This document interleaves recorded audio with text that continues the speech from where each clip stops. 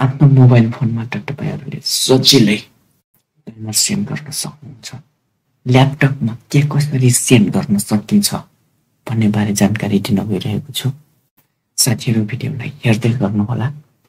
सबैभन्दा पहिले त स्टार्ट बटनमा जानुहोस् र स्टार्ट बटनमा गइसकेपछि क्लक सर्च गर्नुहोस्। CLOCK क्लक सर्च गरिसकेपछि क्लकमा क्लिक गर्नुहोस्।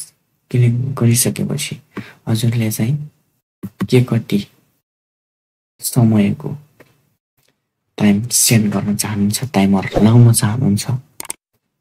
म चाहिँ अहिले 10 मिनेटको लागि 10-10 टाइप गरिसकेपछि स्टार्ट फोकस सेसन गर्नुहोस् र यसरी टाइमर सेट गरेर टाइमर लाएर यसरी हजुरले बोर्डमा टाइपिङ गर्न सक्नुहुन्छ या त हजुरले चाहेको कामहरु गर्न सक्नुहुनेछ।